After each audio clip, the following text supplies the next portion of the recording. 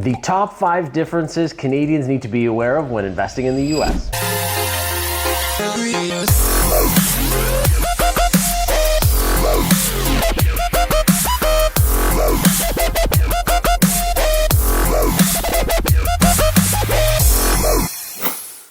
Number 1 is the business structure. Okay, everyone says to buy LLCs in the US or to buy your assets in LLCs in the US. So let me backtrack here. Mel and I in Canada own all of our assets in corporations. Our assets in the LLC or in the US are all owned by LLCs. However, this does not mean that anything on the Canadian side for us owns any of those LLCs. Why?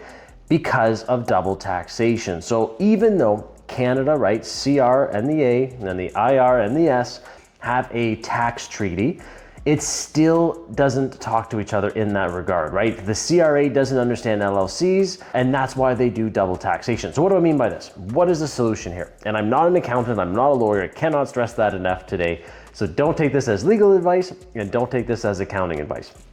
The way Mel and I have it set up is we have our Canadian corporations on the Canadian side, and then we have our US LLCs on the US side, okay? What we have in between is a type of blocker. The strategy here is that the Canadian side, whether it's you personally or a Canadian corporation, owns that entity, and then that entity owns the LLCs, okay?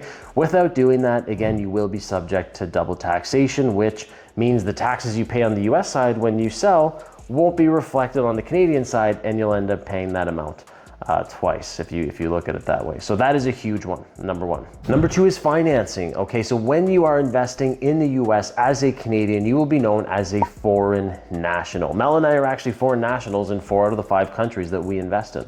Doesn't mean you can't get financing, it just means they change it for you. So for example, as a foreign national, typically the deals that we've gotten, right, have been 65% loan to value. So it's not the 75 or the 80% that you might be used to, right, on the Canadian side as a Canadian citizen.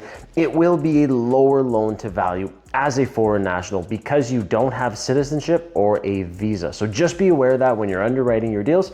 65 is typically the norm that we see. The other thing as well, the interest rate might be higher. So it might be like a point or two higher. So let's say you're looking at Bank of America, Chase, Wells Fargo, you're looking at, whatever institution, and you're looking at getting a mortgage, and you're looking at the rates, just know as a foreign national, add another point or two on top of that. So lower loan to value, higher interest rates. Again, you can still do deals that way. Just make sure you're underwriting accordingly. Number 3, loan lengths. And what I mean by that is in the US, you can get a 30-year mortgage, which is a beautiful thing. Now you're thinking, well, Dave, what's different than in Canada? I can get a 25-year mortgage or possibly a 30-year mortgage. Well, the difference is in Canada, we have terms. So yes, they'll give you 25-year amortization, but it's not a 25-year mortgage. It's gonna be typically a 1, 3, 5, maybe 10. I've been offered a 10-year term once before, meaning, yes, they're offering you the loan, but they're giving it to you for let's use this example, a 5-year term. So they gave you a 25-year amortization, a certain interest rate, principal and interest, whatever you negotiated, and that is good for 5 years. At the end of the 5 years, wherever the interest rates are in the market, you now need to renegotiate your loan. In the US, it is different. 30-year loan negotiated at a certain interest rate, you're done. After that, after year 5, after year 10, after year 15, that is a 30-year loan. It's a 30-year note, okay? You don't have to renegotiate. So think of the power of that.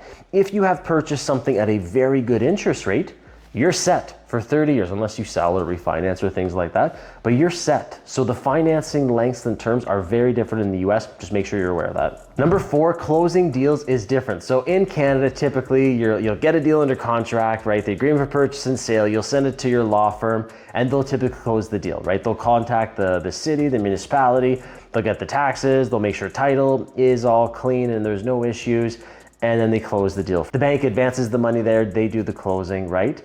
In the US, depending on the states, I'll just use Ohio for an example. So we just bought a triplex for $72,000 in Ohio, which is only $24,000 a door, super cheap. Our attorneys there were only involved with reviewing the contract. That is it. So we put the deal into contract, sent to the attorney.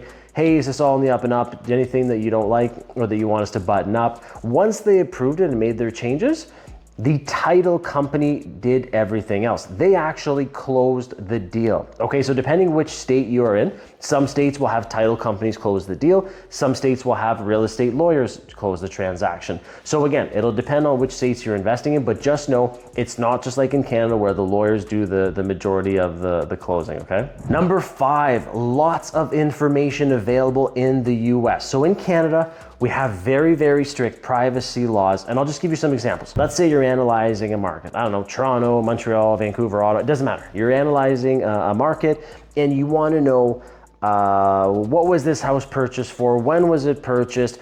The house across the street when was it sold? How much was it purchased for? You're looking for comparables, right? As real estate investors, we want comps, okay? Well, in Canada, you have to call either a real estate agent who can go on the MLS, the back end, the geo warehouse and all that, get access to it and give you those numbers. You can't just find it as anyone off the street, right? A typical citizen. Mortgage brokers have access to different stuff as well. In the US, completely different.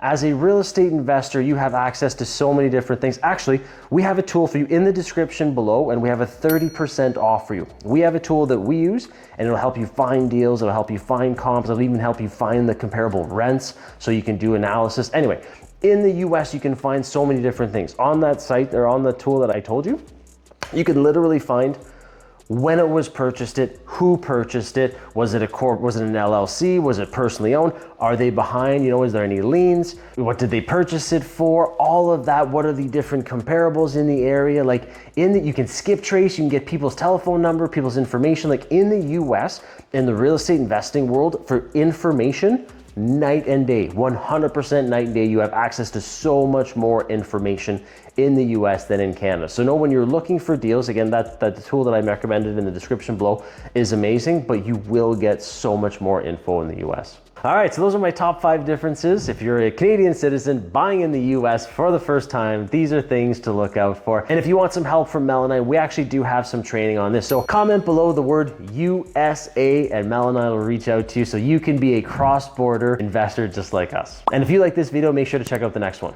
I'm Dave and I'll see you there.